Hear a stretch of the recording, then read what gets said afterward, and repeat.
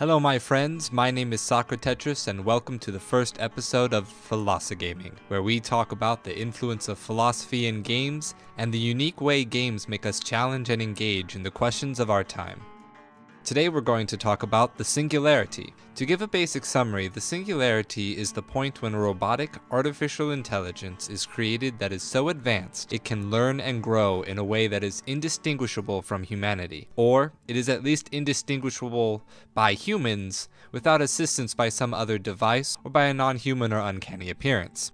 At least for this video, we will call it either the singularity or artificial self-consciousness. The term the singularity was first used by Stanislaw Ulam in a conversation with mathematician John von Neumann. Ulam spoke of, quote, an ever-accelerating progress of technology and changes in the mode of human life, which gives the appearance of approaching some essential singularity in the history of the race, beyond which human affairs as we know them could not continue. This wasn't on its own referring to artificial intelligence, but simply a radical alteration to human society as a whole. Now the term refers to true artificial self-consciousness, and we have reached the point where it is generally accepted that we will inevitably hit that point, and it will happen relatively soon, perhaps even within our lifetimes. The United States typically displays humanity reaching this point as a sort of catalyst of the apocalypse, as seen in movies like The Matrix, I, Robot, Terminator, etc., but also in a more positive or iffy light with movies like Spike Jonze's 2013 Her. Japan, on almost the completely separate end, displays the singularity as a very positive thing. From tropey robot characters in dating sim games, treated just like another kind of human, like Mahoromatic or Chobits, to movies like Time of Eve, and video games like Mega Man, that have storylines that actively address the distance, or lack thereof, between humanity and artificial self-consciousness. The growing popularity of this topic has sparked a new revival in the field of human nature philosophy. What is a human? How is humanity different from an ape or a dog, in a way that we can concretely pin down and recognize? Or, beyond the question of humanity, what is a person? And when do we know something is a person? Let's start at the beginning. What is a human? First off, the question of what is a human is a pretty strange one on its own. We all have a vague understanding of what a human is. After all, we have all met at least a few humans, and to a certain degree of reliability, we can be sure that we, ourselves, are humans.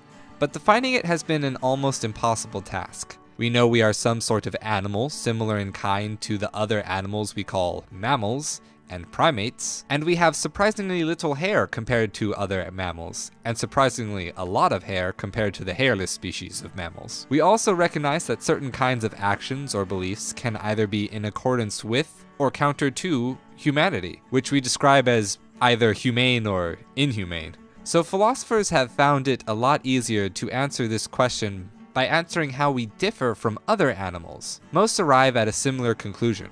Something about our minds distinguishes us from the rest of life on this planet, touched on by philosophers like Aristotle to Descartes and many more.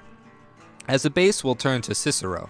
Cicero, a famous member of the Stoic family of philosophy, established a system of ethics that basically goes, a thing should act in accordance with the sort of thing that it is, in accordance with its nature. So, it is the sort of ultimate, just be yourself advice taken to its logical extreme.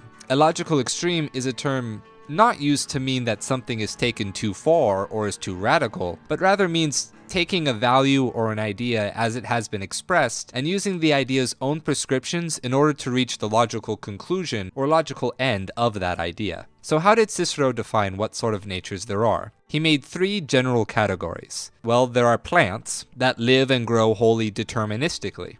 If the sunlight shines on my office plant from this direction, then it grows towards the source. It doesn't make any decisions to do this, it just does. The plant has no thoughts, no other options. It just exists according to the complex math that acts upon it. Microorganisms like bacteria and viruses also fall into this category. There are also animals. Animals are different from plants because they have intelligence. They have options such as fight or flight responses. Some have amazing problem-solving skills. Some can learn words or simple communication.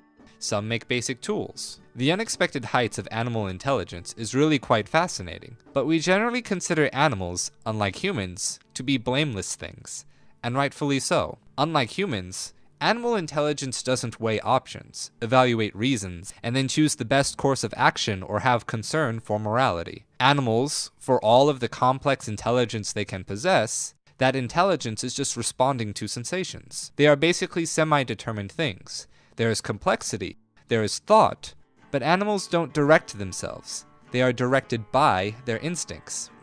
That brings us to human animals. First of all, human animals are, to a certain extent, determined like plants. For example, we don't choose to be born or age, and we also act on instinct and sensation. We get irritable when hungry, we smile when we're having fun, and spasm in fear when we see Slender Man standing in the background of Runner 2. But we have something else that the rest don't. That thing, according to Cicero, is called will. We are rational and free things. Many schools of philosophy, using different terms and defining it in different ways, essentially point to this as the factor that distinguishes humanity. This means we use our intelligence to weigh options, determine what is best, and choose to do so. But we also are free to choose whatever we wish, free to act counter to rationality. We can choose to act counter to our wants, to desire to do the opposite of what our sensational experience is telling us to do. If we get an urge to yell at or hit something, we can choose not to because we recognize those actions are disrespectful and violating the rights of the other person. If we feel the urge to laugh at something, but we're in an inappropriate setting, we can tell that laugh to do a barrel roll right out of our heads. Put simply, rational and free means we have 1. An intelligence that is used to direct us toward the good through logic, emotion, sensation, etc. And 2, we may fully direct ourselves on our own steam, embracing a full power of creation and innovation, good or bad. The game Skyrim very directly references Cicero's philosophy with its Dark Brotherhood story arc. Everyone's favorite mad, murderous clown, Cicero, is exactly the opposite of humanity in his nature. This guy is 100% grade A, bat guano, crazy.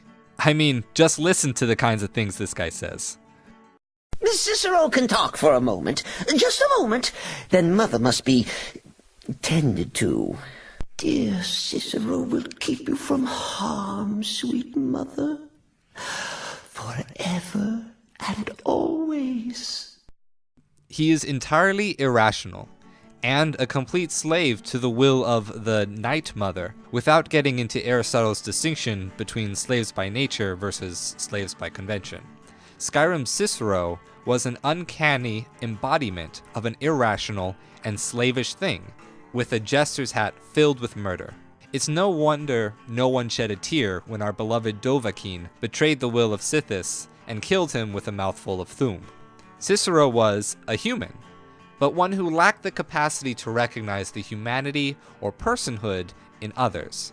As such, unlike the rest of the Dark Brotherhood assassins who honored other people, in one way or another, we formed no attachments to Cicero, and thus we players didn't really see him as a person either. Addressing artificial self-consciousness directly, Mass Effect introduced us to the Geth, a sort of race of self-conscious software that exists in a crazy combination of individuality and hive-mindedness. And one of our most interesting and comical crewmates, Edie, is a similar self-conscious AI who describes the Geth as 1,000 voices talking at once. While the game presented these robots as being rational and free, the race ended up not wanting to be recognized as human, but rather had a certain degree of pride as their own unique kind of being. These considerations give a unique framework for understanding questions of human-robot relationships. What sort of nature does an artificial self-consciousness have in comparison to the kinds that are naturally occurring? What sort of nature can we as humans program? Is it deterministic like a plant, semi-determined like an animal, or truly rational and free like us humans? And if so, is it then in fact not truly distinguishable from humanity? Then the question becomes, what rights does artificial self-consciousness share with humans? Or does this become a question that changes the face of animal rights discussions? To give my 2 cents worth, while I believe we can program rationality, I find that programming freedom might be in the realm of actual impossibility. While we can create rationality through complex algorithms, the fact that we must follow the coding of the algorithm means it is a determined existence. Put 100 humans through the exact same conditions at birth, and you will get 100 different outcomes, with some identifiable and general trends emerging. But 100 AIs with the same original programming and data, and you will get exactly one outcome 100 times, given that there are no malfunctions, errors, or data corruptions, which will most likely just result in a broken artificial intelligence. Even if we develop one that writes its own new algorithms, it will still only be responding to stimuli by feeding data into an equation, and the resulting new algorithm will be what necessarily results from that data, making it a sort of instinct. From my perspective, it would be a sort of non-living, semi-determined animal, or perhaps it would even be, by definition, classified as living, but still a semi-determined animal different in kind from humans. The most advanced, amazingly complex, incredibly intelligent, non-human animal in all of creation. To get a feel for what that may be like, you might want to pick up a copy of the game Dragon's Dogma: A Dark Arisen. NPCs called pawns are essentially this, visually identical to the humans in the game, extremely helpful and intelligent, but as the game describes them, lacking in all will of their own. But that's just my take on it. There are, of course, many possibilities out there when the singularity happens. But, of course, we can't just stop here. In the comments below, let's discuss how we, as human things, might act towards the singularities. Do we treat them like any other tool? Or are they more like pet puppies? Or perhaps we should treat them exactly the same as other humans, maybe because they are similar enough to afford most, if not all, human rights. Thanks for watching all the way through the first episode. If you enjoyed the show, consider supporting by hitting that like and subscribe button down below. Feel free to share your thoughts in the box below on any topic, and if there's any game or topic you'd like to see featured in a future episode, let me know. And I look forward to you joining us for the next discussion.